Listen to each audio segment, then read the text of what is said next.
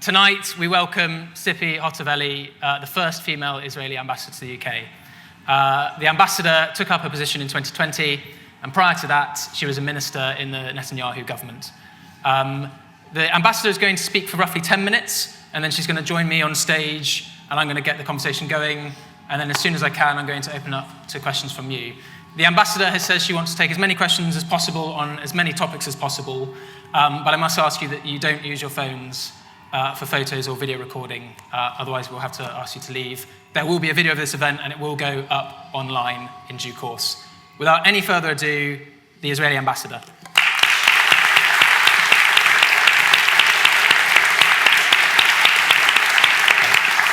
Should we just take a photo? Sure. I'll take that off in a second. Yes. James, thank you. My pleasure. You're the echo. Hey, thank you for having me. Great to be here, Cambridge Union.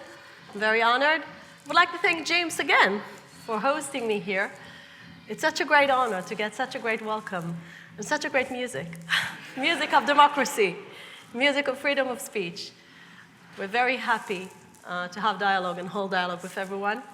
And this is why I'm here. And I'm really, really happy to speak to you because I came here on very, very exciting times. So it's always exciting to be Israeli ambassador, especially here in the UK.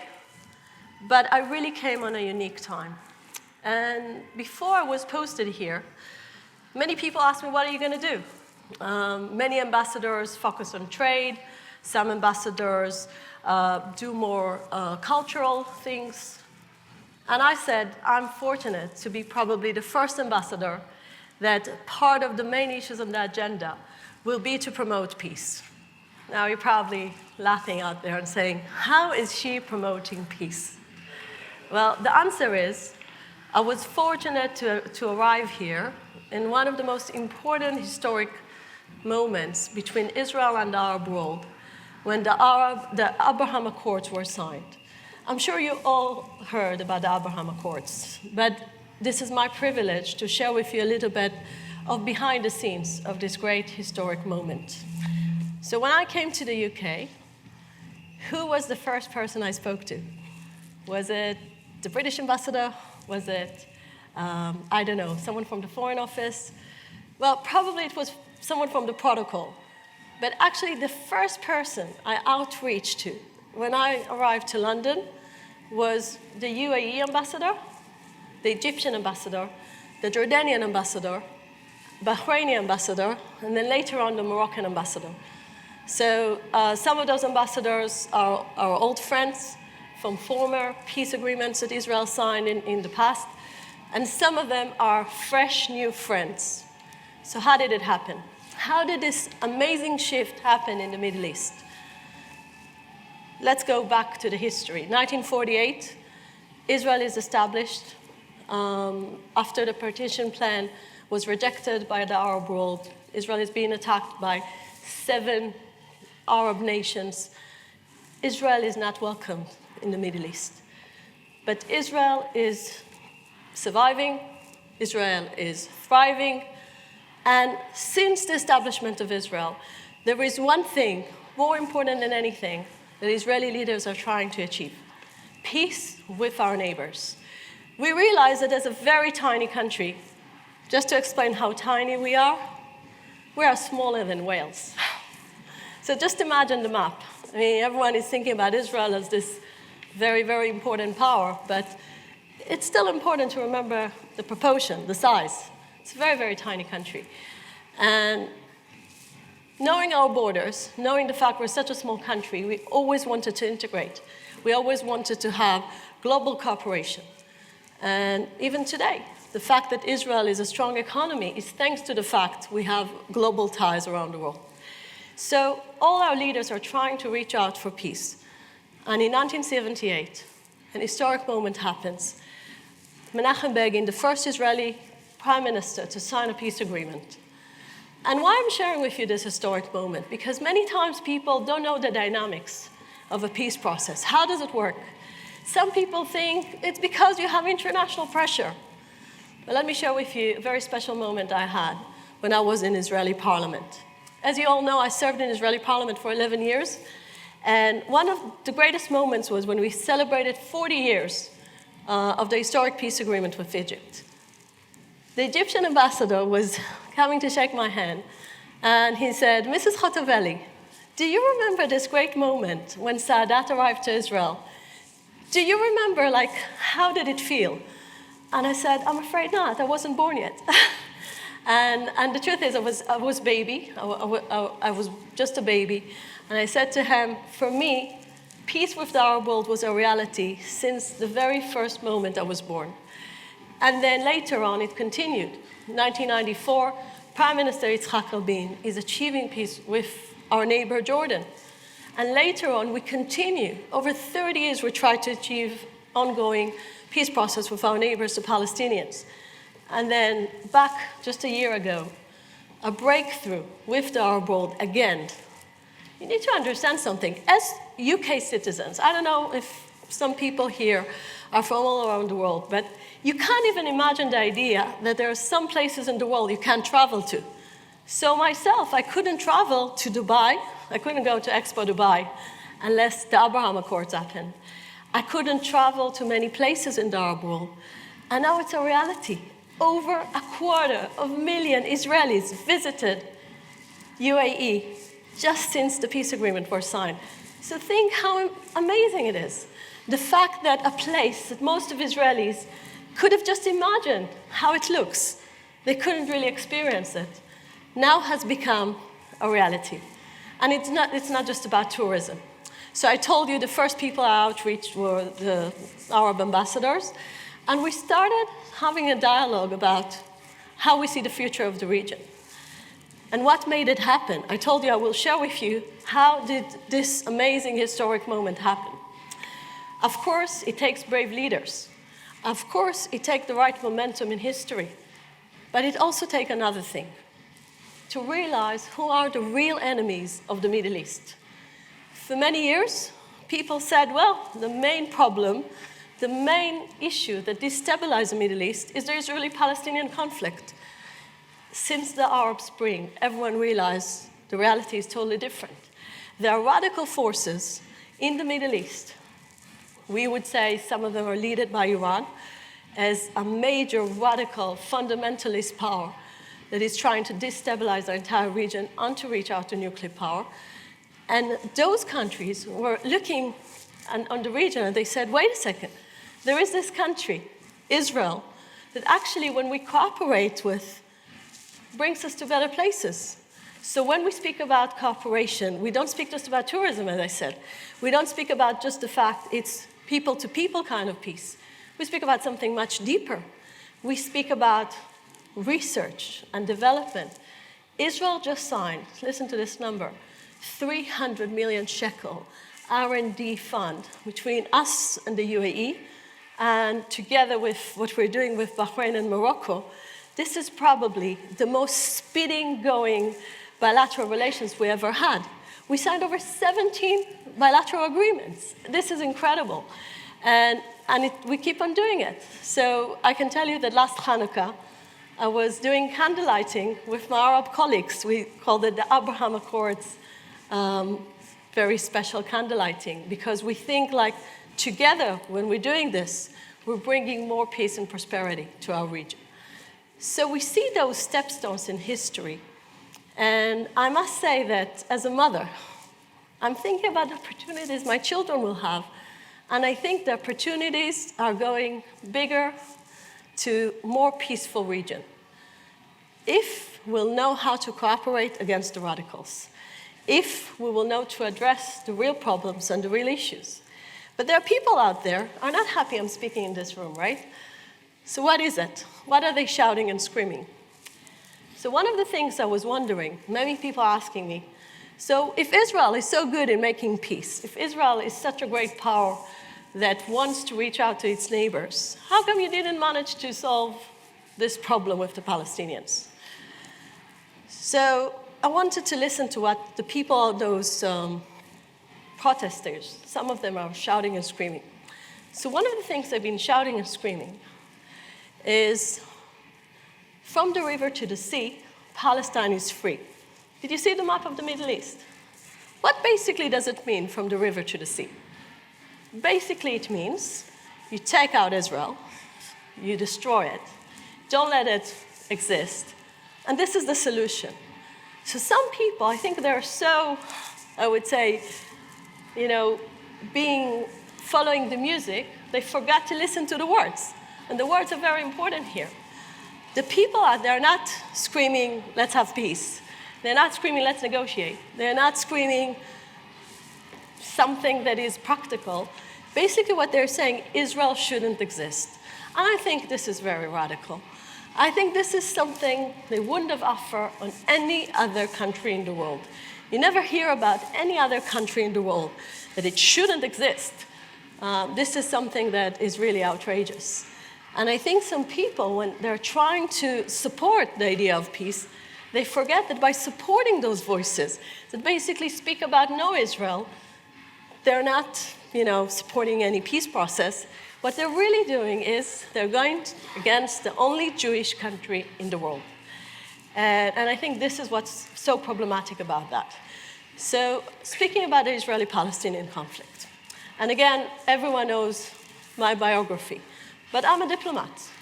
I came here to build bridges with everyone. And I want to tell you that for me, as a mother, nothing makes me more sad than the fact after so many years we've been trying and so many people around the world were involved. Still, what we have, and Israel had few ongoing conflicts in Gaza in the last few years, but the problem is that we are dealing with a terror organization called Hamas. All our ongoing conflicts in the last years are against Hamas. Hamas is a recognized terror organization by the US administration, by the UK government. So we are dealing with Hamas organization that its charter basically says Israel shouldn't exist. So one of the problems, I think, in the discourse, maybe many people are mistaking between the idea of a peace process and negotiation, which are something Israel was always for, and the fact that some of those organizations have this radical ideology that says Israel shouldn't exist. So I would say, and I would claim in front of you, Israel not just wants peace, Israel has a proven record of reaching peace. And we know how peace looks like. Peace looks very warm, and peace looks like a better future to our region. But in order to do that, the first thing you need to do is to exclude this very radical idea of not having Israel on the Middle East map. Because Israel is strong, and Israel will stay on the Middle East map. Moving forward now, Israel-UK relations. I don't think it's very famous what Israel and UK are doing together. So the first thing I need to share with you is what happened through the pandemic. We all now sitting without masks here, most of us, thanks to the fact the UK was part of this amazing scientific achievement of having vaccines to everyone. And Israel was pioneering the vaccination rollout. So my first 6 months in the UK were, from the one hand, very tough because I didn't have the privilege to meet people. I was sitting and Zooming. But from the other hand, health cooperation was born between our countries.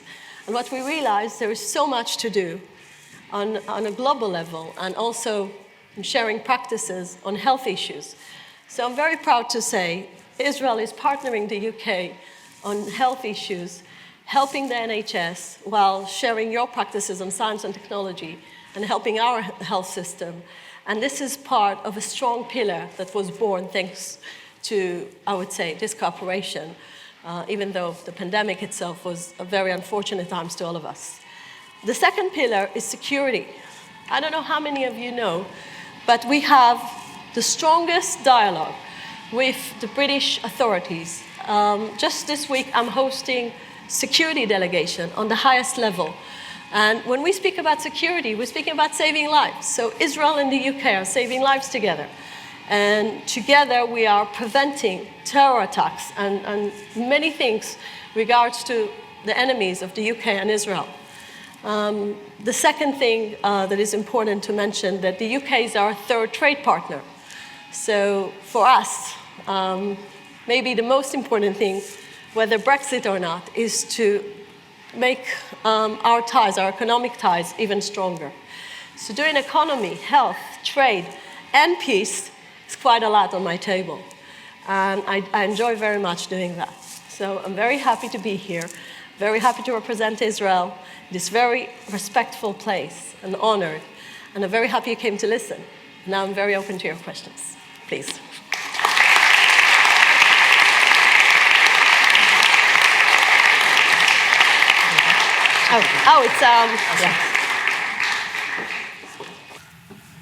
Madam Ambassador, thank you very much for joining us this evening. There's lots of interesting things you spoke about there, and I'm hopefully going to get onto them in a bit. There was an open letter this week which suggested, and I quote, "There is nothing to be gained from hearing or challenging," unquote, the Israeli ambassador. I suspect the crowd outside would agree with that statement, but I happen not to. I think there's plenty to be gained from listening and challenging you, and I hope to do that in some of the stuff we get onto today. But before we confront anything further, 2 weeks ago was Holocaust Memorial Day. Around that day, you remarked that the levels of anti-Semitism in this country are, quote, shocking. Where most visibly and concretely have you seen anti-Semitism in British society? Is it getting worse, or is the situation improving? So I'll have to share with you a personal story. So coming here, definitely I knew there was anti-Semitism, but I didn't imagine experiencing it myself.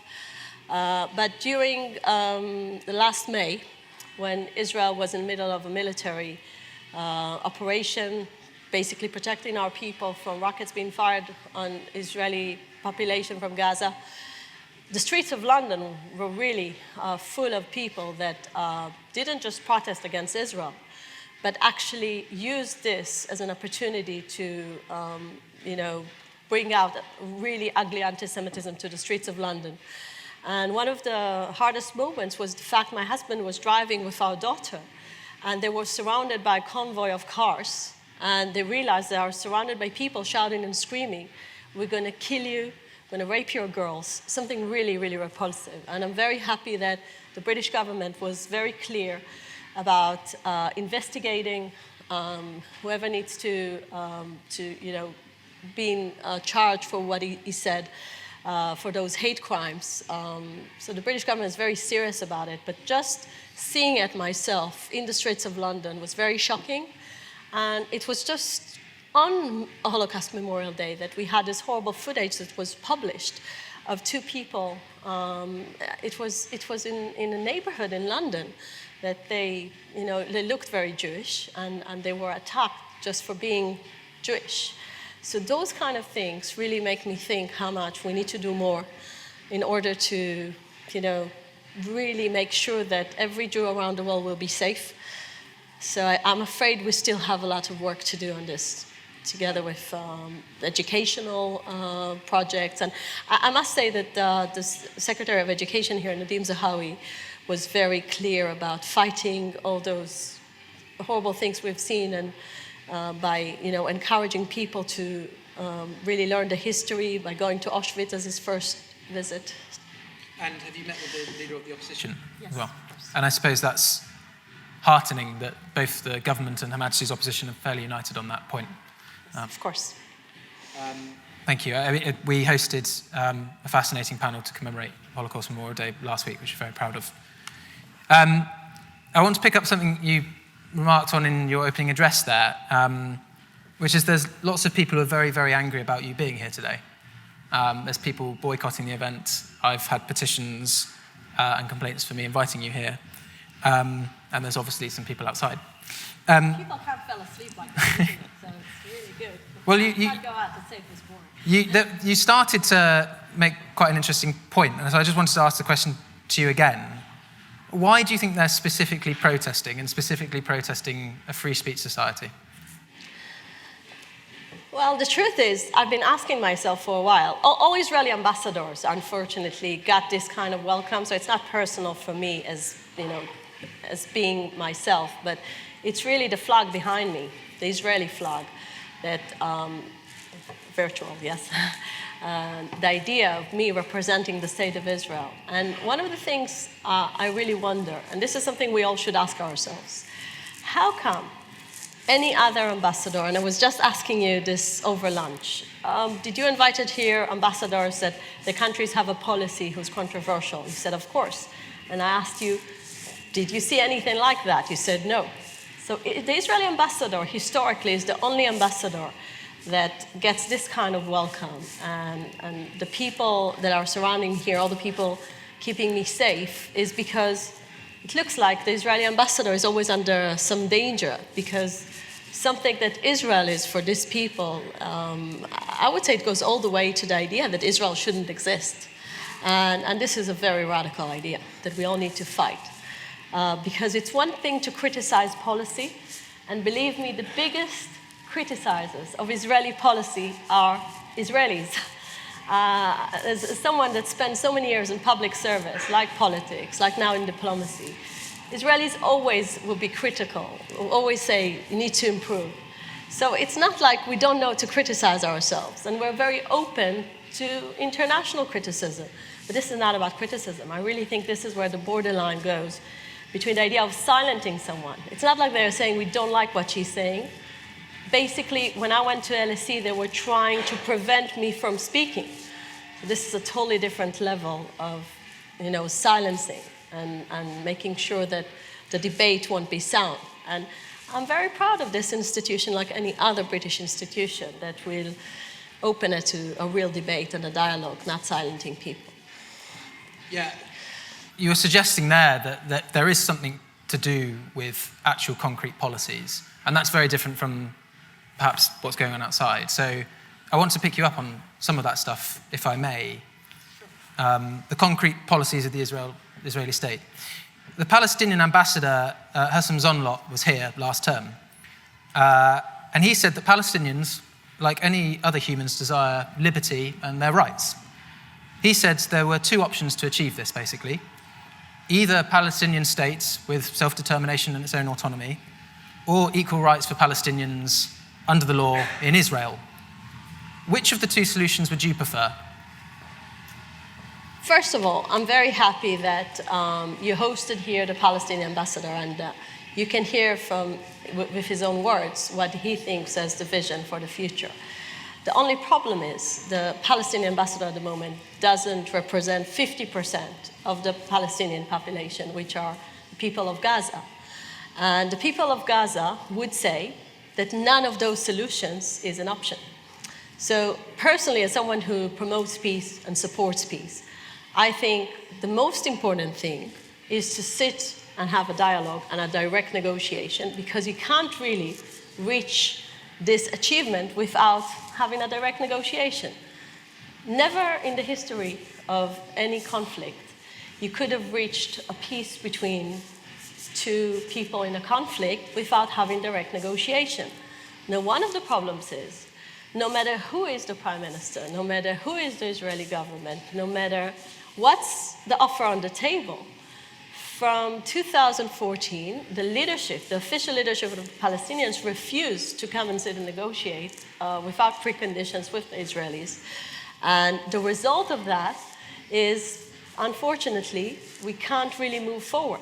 So basically, I think that the biggest question is not what's the end game, which is an important question, is how to start the game from the point where the Palestinians rejected any certain offer, and I can give you many examples. Let's say in 2000, they were offered by Ehud Barak to have a Palestinian state. They refused. In 2007, they were offered by a different Israeli prime minister with a different Palestinian leader. It was Ehud Olmert and Abu Mazen. And one of these amazing things that I want to share with you is I love political biographies. And one of the fascinating political biographies is the one that Condoleezza Rice wrote. With her giving me a reflection of what's happening inside the room, because I wasn't in politics back then, I asked the Israeli officials about their side of the story, but it's always interesting to hear the other sides of the story. And Condoleezza Rice describes something that is unbelievable. She says, we're offering things that were never offered before. The Israelis are going all the way, and they're really willing to compromise. And then the Palestinian leader, Abu Mazen, just leaves the table and is not willing to get back to the offer. And she's asking him why. His name is Mahmoud Abbas. Some people will call him Abu Mazen. And he said, why, Mahmoud Abbas, why do you refuse to this offer that you will never get anything better than that? So he gets back to her. He said, I'm a very old man. I can't get back to my people with the idea of a Palestinian state without the right of return. The right of return is a terminology that basically says all the children, grandchildren, great-grandchildren of the Palestinian refugees should be back to Israel. And basically it means Israel shouldn't exist. There is not even one person around the world that will say grandchildren and great-grandchildren of any refugees around the world have the right to go back to where their grandparents came from. And this idea made Condoleezza Rice to wonder, is it about compromise? Is it about territory? No, it's about something much deeper. And what basically Abu Mazen was telling her, that he's not willing to compromise. And this is the sad story behind the scenes of many ongoing negotiations that couldn't work. This is why I think that even when the Palestinian ambassador is presenting some ideas of solutions, which some Israelis will say, this is good, some Israelis will say, this is good, eventually 50% of the Palestinians at the moment are not interested, and this is very sad. I suppose in many ways that's a diplomat's answer. You said it's not about end goals, but I suspect you have an idea of what a good end goal would be for Israel. What would it be? Well, when I'll be a politician, you can ask me that. At the moment, as an ambassador, I can tell you the Israeli policy. The Israeli policy is very clear. Because at the moment the Palestinian leadership is not willing to negotiate, we want to improve lives on the ground. And what's all Israeli officials have been doing in the last few months, since the new Israeli government, who's very, very diverse, are basically having more and more meetings about practical issues to improve daily life. And I think it's important. It's important that even if you don't have a peace process, you still think about the future of your neighbors, and you still want to cooperate, and you still want to coordinate, and you still want to make sure that no matter what is happening, this is in our interest to make sure that our children will have a better future. Okay, I'm going to stick with the Palestinian ambassador's framing with this question just a little bit longer. I mean, I remember 5-6 years ago, two-state solution was in all the discussions about this problem. But I suspect that the current administration has gone away from that. So I suspect, too, that the current Israeli administration is more towards the latter option that the Palestinian ambassador suggests. But it seems to be the case that the legal status of Palestinians and Israelis is very different at the moment, as it pertains to property, for example. Israeli settlements are promoted. Palestinian construction is limited in places and some places banned, as reported by Amnesty International. Jews have a right of return, as you suggest, and they're conferred citizenship when they return to Israel. Palestinian refugees or the displaced don't. So my question to you, I suppose, is, and you talk a lot about the fact that Israel is the Middle Eastern democracy, and that's a key part of the claim that US and UK ties with Israel should remain strong. If there is such a difference between the status of citizens in Israel, are you living up to your democratic values? I don't think the presentation, did you get to hear? Because it was very leveled question. So let me just repeat if I understand your question. So basically what he says, is Israel a democracy? This is what you're asking in like one-liner? Okay, so Israel is a vibrant democracy. I don't think any other country in the world can have such a vibrant and diverse government like we have at the moment. As you know, Israel has 20% of its population who are Arab Israelis. And just to explain where Israel stands, we have an Islamist party in our government. So just look at the Israeli government and tell me if it's democracy. I would say definitely one of the most successful ones. And I think that by just seeing how well our population is represented. I think when I was serving Israeli parliament, the Arab party was the third largest party in Israeli parliament. It all speaks to itself. So this is a vibrant democracy, and we have a conflict with our neighbors. As I said, some of them are supportive of the idea that a destruction of Israel, they're a terror organization, and we hope for better future and better leadership that will allow our children live in peace together. Arab and Jewish citizens in Israel equal citizens? Excuse me, Are they? Yes, of course. One of the other things that you spoke about in your opening remarks was about radicalism. And you speak a lot about compromise and the fact that radicalism is the impediment. And you were talking about this in the summer during the attacks. And you specifically talked about Hamas. Has Israel any responsibility for the development of radicalism in the region? Is the policies of the Israeli state in response to Hamas to blame at all for that growing radicalism? Think about the Islamist revolution in Iran. Can you blame Israel for that? Probably not. One of the things we need to get used to is that as much as it's easy to blame Israel on many things, the process in the Arab world and in the Muslim world is much bigger than anything regards to Israel. So let's say the Arab Spring has nothing to do to Israel. It's collapse, a total collapse of the old version of the Middle East, and many radical forces rise. And any expert in Cambridge that will explain you about the Arab world will say it's ridiculous to start even seeing the connection to Israel. This is internal processes inside the Arab world.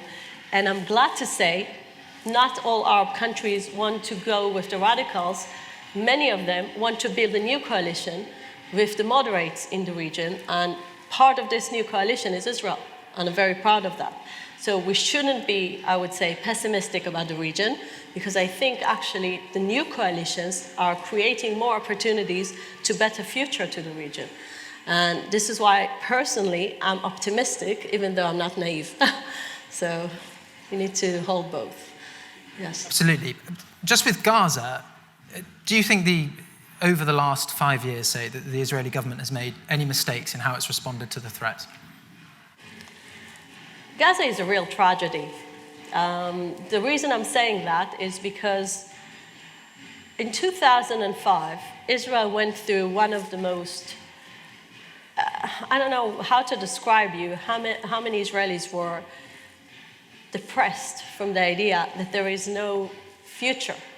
And then the Israeli prime minister came with an idea. He said, everyone is blaming us for the settlements. Let's remove the settlements. Let's go back to the international border, and let's make an experiment. Over the border, there will be a Palestinian independent entity. They can define themselves the way they want. And many international experts said, Gaza will be, listen to this, a Middle East Singapore. And that was the vision about Gaza. Gaza was supposed to become a Middle East Singapore. And many people said it's just because of Israel that Gaza is not becoming Middle East Singapore. Really what it should be is a beautiful place next to the sea. People will have better future. They will have trade. Everything will be perfect. 2005, Israelis are crying in tears because they're saying, we're not sure this is what's going to happen. The head of the camp that is against the disengagement is saying, you're going to have rockets being fired to Ashkelon, which is a city in the south of Israel, and to Tel Aviv that everyone knows. So there's a big debate in Israel. Prime Minister Sharon makes a decision that is very divisive.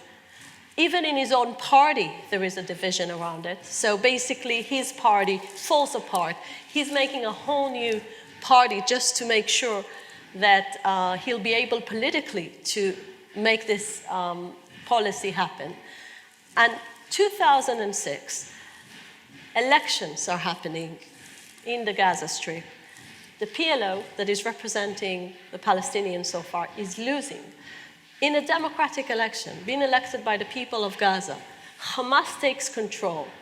Horrible things are happening. They're throwing basically the leaders of the PLO from the top of the buildings in Gaza, throwing them to death. And they're taking over. And since this moment, Gaza is under the horrible regime of Hamas. And they're not trying to become a Middle East Singapore. They are trying to use any help they can get in order to destroy Israel. This is the tragedy, because the opportunity was being given. The opportunity of better life, better future, run your own life. And the end was, for me as a mother, I must tell you, the reason I'm mentioning the fact that I'm a mother is because I'm thinking about mothers on the other side, and I'm saying, does it make sense that children in Gaza are, being used by the terror organization as targets because they don't care, because it's more important to destroy Israel. So this is the thing I'm very sad for, and I really hope that this is not a reality for good. I hope that one day in the future we'll have a better leadership. But again, Israel was trying to do something according to international law, according to what everyone believed, that will create a better future. So was it a mistake? The results are definitely not good. But again, the whole world was saying this is a great thing to do. I'm going to finish with one more question and I'm going to open up. I've got loads I want to ask, but I'd like to go to the audience.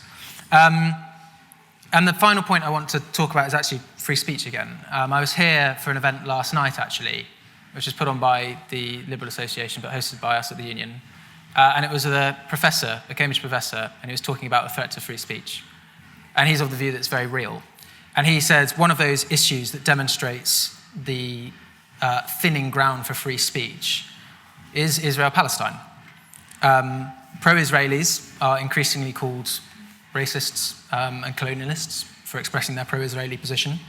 But it is true that there are people who are criticizing Israeli policies, perhaps legitimately, who sometimes are labeled as anti-Semites for that.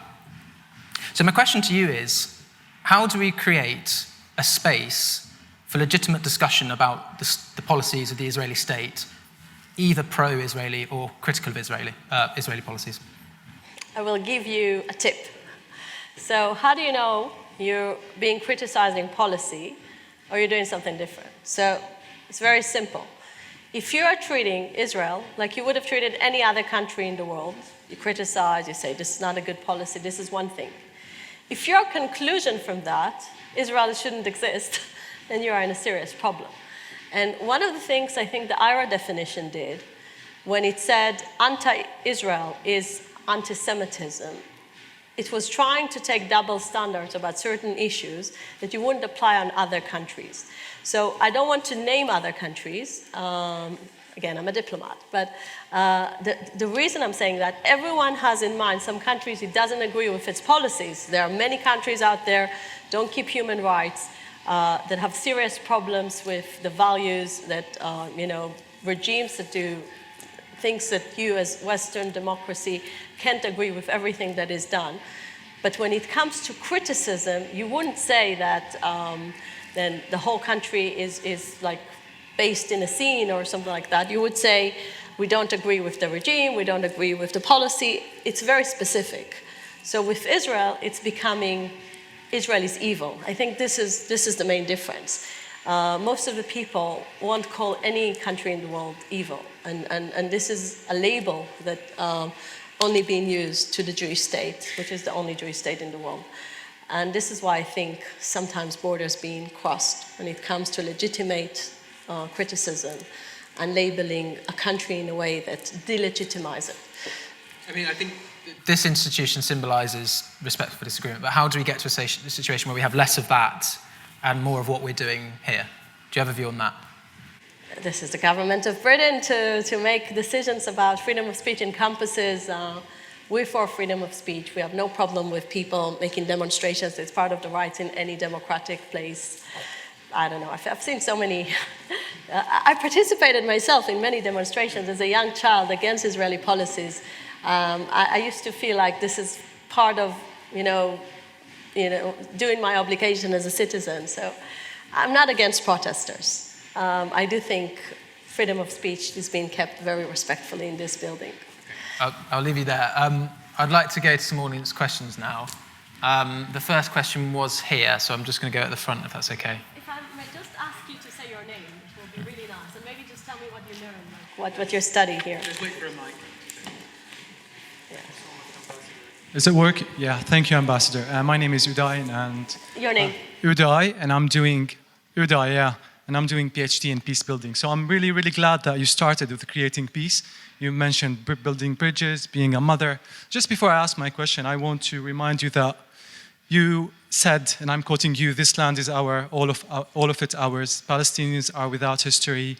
We should prevent Jewish women from forging life connections with non-Jewish. These are also extremist views, similar to the radical ones outside, and I don't know how they can bring peace. Anyway, so a lot of organizations has voiced against Israel that they are committing apartheid crime. These organizations such as Human Rights Watch and Amnesty International, and these are organizations that criticize everyone, and they are the biggest two human rights organizations. And Israeli reply is anti-Semitism. However, there are formal Israeli officials, such as the former Attorney General, and sorry if I'm pronouncing his name wrong, Michael Binier. This is the highest legal authority in Israel. Former Israeli ambassadors, Ayon Lil and Ilan Perush. Former Israel Deputy Attorney General, Judith Karp. Two former Israeli ministers of education, Israel's NGO, Bet Salem, all of them are Jewish. They are also voicing against Israel that they are committing the apartheid crime. So how would you reply to these figures? And will Israel acknowledge and question its behavior and systematic discrimination against Palestine and maybe change these practices? Thank you. Hodai, I think that the fact that you are quoting so many Israeli officials shows how much we respect criticism and open society for criticism. The fact that many people have different views about how we can improve, I totally respect that. I'm not saying we're perfect. Can you find me one country that is perfect or that has a perfect policy? Not really.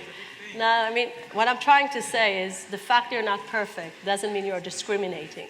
So I will fight personally for the very basic right around every Israeli legislation for equality for everyone. Many people will say there are many other groups in Israel, not minorities, Jews, that don't get the equal opportunities because they live in the periphery, for instance. So you need to see, what is it based on? Is it based on the idea that some people are, for instance, feel like this is because of location, where you're located in the country? The Christian Arabs, for instance, are the most flourishing society in the country, more than Jews. So it shows that there's nothing to do to race, basically. So many people in Israel feel like Israel should do better on equality. That's something I can accept. But it has nothing to do whether you're Arab or Jew. This is the main point that I'm trying to make. And in Israel, I think one of the greatest moments of attacking the Amnesty report that was published this week was to see an Arab Israeli minister stands on the podium in Israeli parliament and says, many problems with Israeli policy, many things can be improved, but Israel cannot be blamed for those horrible things that Amnesty was blaming it for. So you see an Arab citizen being a minister in the Israeli government that says some of those accusations are not true. So I think he speaks more than I can speak about it. Yes, please. Oh, you will give. Try to keep it equal with the ladies, please. I was just pointing. Yes. Hi, thanks for taking my question. My name's Anushka. I'm an Israeli student reading history in my third year. Anushka. Hi. So earlier you mentioned the growing radicalization in the Middle East. Equally, you spoke about your own personal experiences with anti-Semitism. So I wanted to ask you, with regards to Israeli-British relations, what do you deem to be a more pressing concern? Would it be addressing the rise of anti-Semitism within the UK, or working with the British government vis-a-vis the United States with regards to the Iran deal? Thank you. I don't heard all the questions. Can you repeat the question, please? Can you just slim down the question? So there was part about the Iran deal. Can you just do the first part of that question? It was about anti-Semitism, or it was about Iran? Because we heard it. You deem to be a more pressing concern? There is a chair. What you deem to be a more pressing concern for Israeli-British relations today, would it be the rise of domestic anti-Semitism within the UK, or would it be working with the British government vis-a-vis the United States to address the Iran deal and as you mentioned, radicalization within the Middle East? Well, I think, first of all, anti-Semitism is a concern that is not Israeli concern. It's really every society should condemn anti-Semitism because we know the history of the continent of Europe and where anti-Semitism leads. And as he mentioned, just last week we were marking the International Holocaust Day. So it's really about, it's a British interest, and we feel like all British, it's not just the British government, even on the opposition, we can feel like they're very much committed to the idea of fighting anti-Semitism. So I definitely can feel here I don't need to do convincing work. I mean, everyone understands that this is unacceptable. It's more about having more education, more practical enforcement.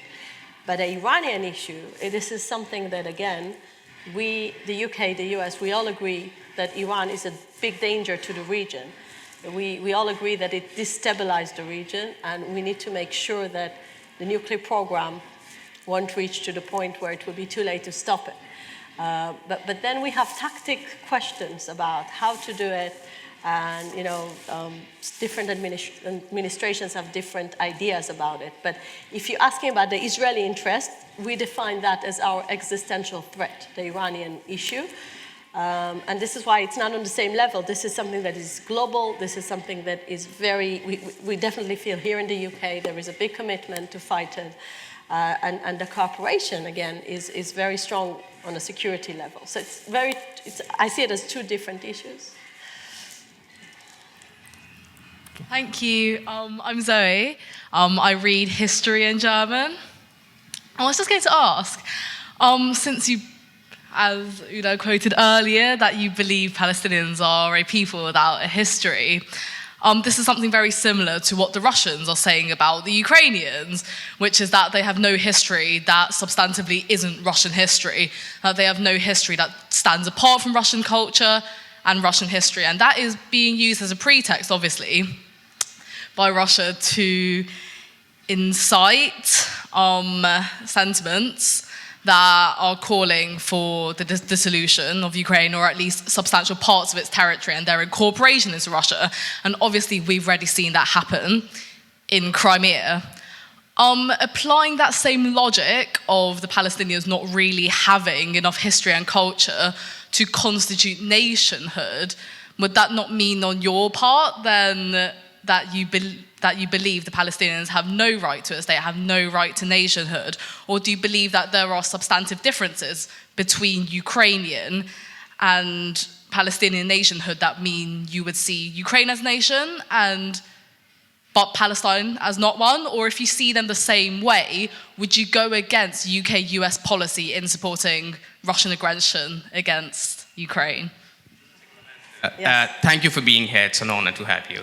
My name is Siddharth, and I'm studying public policy here. Siddharth, you can call me Sid. Yeah. And I'm studying public policy here. I'm also an Indian civil servant. So my question to you is about Indo-Israel relationship, because I remember when you, sorry? Yes, I remember when you were the Deputy Minister for Foreign Affairs, you met the then Indian Minister of External Affairs, the late Sushma Swaraj. And so India and Israel face similar threats in the form of radical extremism and also in the form of conventional military aggression in the region. So my question to you is, what do you think India and Israel can learn from each other when dealing with these threats in the region? And how do you think both countries can collaborate and partner in bringing more peace in their respective regions? This is excellent. Oh, wow. Thank you. Should we do those two? Let's do those two. Okay, let's do this too. Okay, good. Let's start with Zoe.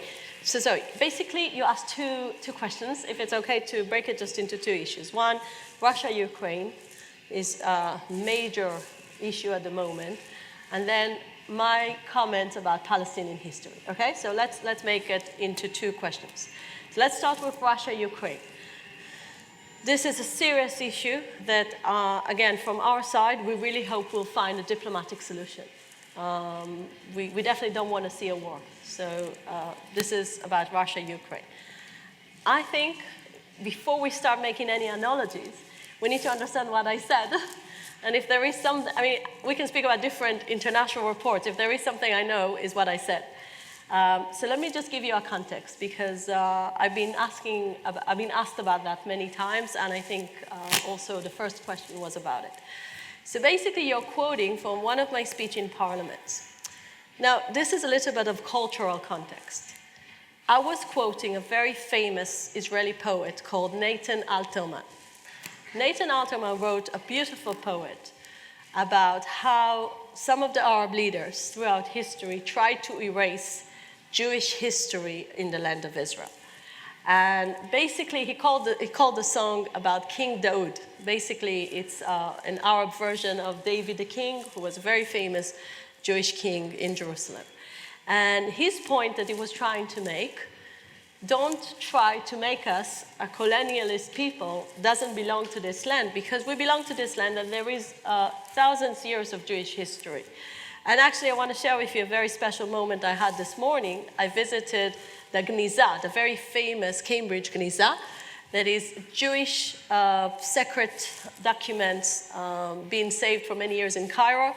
And Solomon Schechter brought it here to Cambridge, and since then you hold probably the biggest Jewish treasure of historic Jewish written stuff. Some of them from Tiberia, from Tzfat, from Jerusalem, from Hebron. It's all Hebrew written things, and some of them Hebrew Arabic. And the reason I'm telling you that is because my idea was not to erase any other people's or to cancel other people's tradition, culture, or connection. I was actually blaming them for trying to erase our history. And this speech was made after the Palestinians raised in UNESCO the idea that both the Cave of the Patriarchs in Hebron, Me'arat HaMachpelah we call it, and the Temple Mountain are not Jewish sites, which is a totally rewrite of history. And basically what I was trying to say, you can't erase and rewrite history. The Jewish people are connected to those places, and don't try to take it on the international level and to disconnect the Jewish history and to rewrite it. I respect the Palestinian history. Everyone has the right to have their story, their history. Our conflict is not about history. Our conflict is really about the right to live peacefully together. This is why that was many people in Parliament. Yes, but I didn't write this book. It was like a way to say you can't erase our history, basically. So this is the context. And again, many people watched this speech, and this was what's standing behind it. Okay. The second question about India and Israel. India and Israel, we just celebrated 30 years of diplomatic relations. I was very fortunate to be in another historic moment when there was the first visit of Indian Prime Minister Modi came to Israel. I was actually one of the greatest moments I remember. We were on one of Israel's nice beaches. One of the issues that were discussed between us and the Indian government was water solutions. So there was an Israeli company. It was like seeing the magic in action, I must say. You take a car, you drive it, and while you circulate, the water, you put water. It's like a magic, really. I mean, I can't even describe how magical it was. The Israeli Prime Minister was driving with the Indian Prime Minister. I was sitting on, we were all part of the ministers, were watching it from the beach. And basically what it did, it took the water from the sea and it created water ready to drink. And after 5 minutes, we all got the water poured to our glasses and we did cheers. And it was a great moment. So I'm just sharing with you this because the relationship really became very warm and close in the last few years. There is nothing to compare our size, Israel is a tiny country and India is really huge. But I think we do have a very strong connection, and also with the Indian community here. I'm also close with the Indian ambassador. And I think, again, we are sharing many things also on security and on economy level. But again, this is more maybe our ambassador in India to describe more, but it's a very warm relationship that I think, again, we are sharing many, many things. We're still remembering the the proportion of the size and the fact that we can really do things on a certain level that is very impressive to the gap. Yeah. Mrs. Ambassador, thank you very much for being here. My name is Aga. I studied Jewish-Christian relations here in Cambridge, but also studied history before. So you once said, if I am not mistaken, that the conflict, Palestinian-Israeli conflict, is not territorial. It's different. It's more religious. Do you still think this is true? And also, if this is true, do you see a role of interfaith dialogue and religious leaders? And maybe they should be more active in the interfaith dialogue. Do you think this could be something which is which would allow a better future? Okay, thank you. I want to ask about the settlements because previously you were Minister for the Settlements in Netanyahu's party.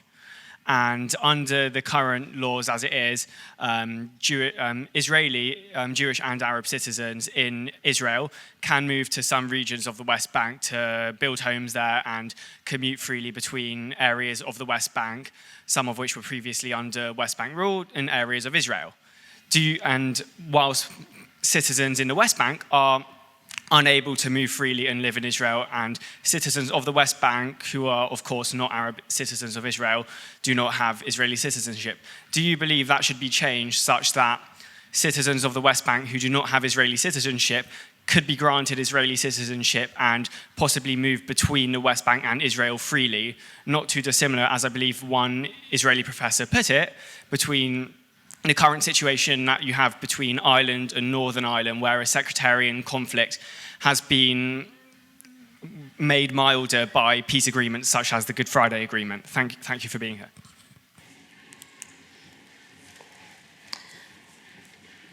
So I will start with your question. So first of all, interfaith is a very important thing in my belief, because maybe part of the reason I feel like the Abraham Accords brought such a great atmosphere, because there is a lot of interfaith inside of that, because we really believe that Jews and Arabs can live peacefully together, and even like, you know, the connection, we're all the sons of Abraham, so it's very beautiful.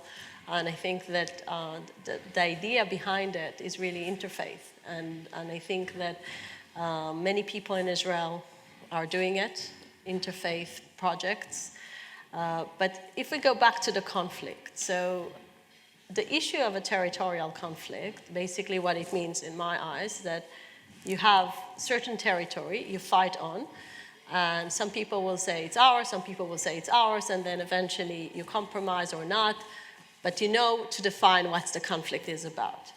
What happened throughout 3 decades of Israeli-Palestinian negotiation is that people suddenly realized that it's not about territory, because Israelis keep on offering territories, and the answer was always the same, no. So then you ask yourself, hold it, 1 second. If it's a regular conflict, let's say Egypt and Israel, we were fighting recognition, Sinai, then we managed to find some kind of solution. But if it's a conflict that it's existential, which means whether Israel should exist or not, then forgive me, I'm not willing to let go of the Jewish state and the Jewish connection of over 3,000 years. This is where we belong, and we believe that we all should live peacefully together, and I don't deny the right of the Arabs to be with me, with very peaceful neighboring like we have with other countries. And one of the things that we realized throughout the years and the negotiation, that the radical agenda, the idea that we're fighting just like the song, just like I mentioned, that it's river to the sea, Palestine is free. That this is the concept behind many people, especially the leadership, the current leadership in Gaza, for instance. This is what they want. They want the destruction of Israel. They're not interested to speak about any kind of territorial arrangement.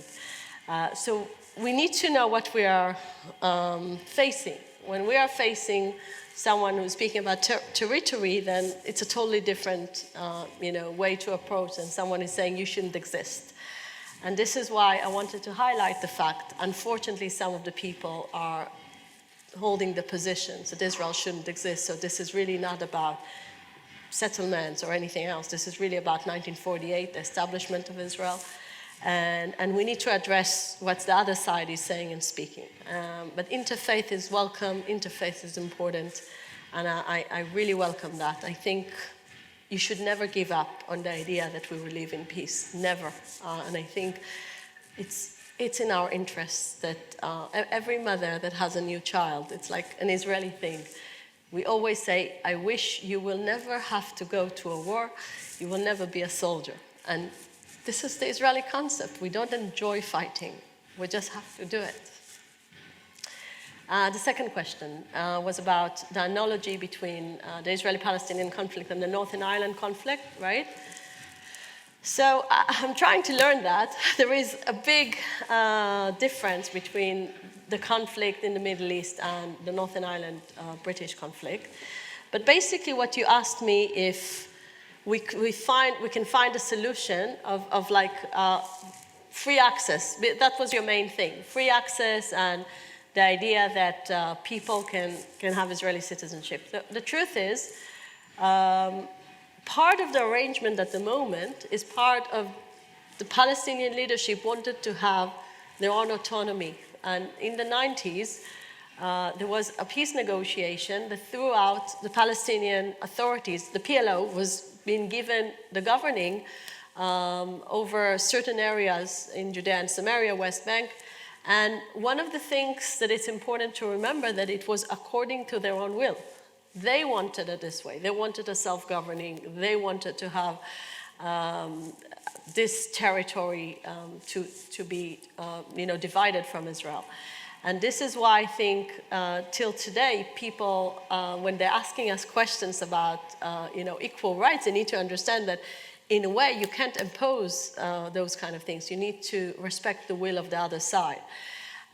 Speaking about freedom of going, we keep on having access. We do have people that work and people that come and work. And personally, I truly believe in shared economy, because this is the future for both sides, to have as many as possible places. One of the things I want to mention actually about speaking about freedom of going from one place to another and opportunities and economic opportunities, one of the things I found most disturbing about some BDS projects and boycotting certain places in Judea and Samaria, in the West Bank, some of those places bring coexistence more than anything else. So I visited some of those places in the Shomron. And you see Jews and Arabs work together. Do you have any better way to describe peace? Jews and Arabs working together. And the people are boycotting those places. They want them to move to another place. The first people they're hurting is the Palestinians, because let's say it's not going to be in Judea and Samaria. It's going to be somewhere in the south or in the north of Israel. The first people to lose their jobs will be the Palestinians. So what I'm trying to say, first of all, the fact we don't have this kind of access and vision you see is because the Palestinians wanted to have their own autonomy. And the second is, again, personally, I really support on shared economy. So. Hi, can you hear me? Hi. So you spoke a lot about my name is Rian. I'm a law student, undergrad. Yes. Let's hope not. Okay, so I just wanted to ask that a lot of your speech was about integration, and you also just said that interfaith is good, and I quote. But in the Jerusalem Post, you said that it's a failure of the education system that Jewish women are entering into mixed marriages and interracial marriages. So I guess I just wanted to ask, is there a non-racist explanation for that take? Is that working? Oh, there we go. My name's Hassan. I'm also a law student. And what I want to ask you is a legal question. Just like Uday asked and gave you references for, groups like Beit Salem, international human rights groups, international law groups have all condemned Israel, stating that they work contrary to human rights and have been working contrary to international law. Yet you and Israeli government officials have constantly been claiming that this is not the case. So I was just asking, what is this incredible fountain of legal wisdom which Israel is hiding from the rest of us for you to reach such a conclusion? And also, do you still hold the position that the Nakba is an Arab lie? Okay. Very good. So, very good. So let's start with the first question. So it was about, help me. Intermarriage. Oh, very simple. Intermarriage is not about race because everyone is welcome into the Jewish religion. So if the chief rabbi would have stand here and would have told you, you can marry whoever you want, but Jews basically want to be part of the same religion, and everyone can convert. So it's not about race. You can't say you're not allowed to marry this one. Just need to share the same values of Judaism. Like many people would have done the same on different, levels of other communities that want to have shared ideology, whatever. So it has nothing to do to racism because we don't exclude other people to be part of our religion. So this is the first answer. The second question, I've been asked many times, it's a very good one, about the Nakba. So basically, it's very simple. The event I was speaking to was an event that was mentioning the fact 800,000 Jews were expelled from Arab countries. This happens to be piece in history that people either don't mention, don't know, or happen to forget. And those Jews were expelled. It wasn't from a good reason. Basically, they were kicked out from Arab countries. Some of them suffered. Many refugees of those Arab countries gave their testimonies, and now today, people are listening to that. So the 1948 war was a tragedy. The biggest tragedy, in my opinion, was the fact, after a UN resolution that offered a fair play, a partition plan, to live peacefully next to each other as two different states, the rejection of the Arab world to have that offer, only because they didn't want Israel to exist. This is a huge tragedy that caused loss of life. Israel lost 10% of its population in this horrible war.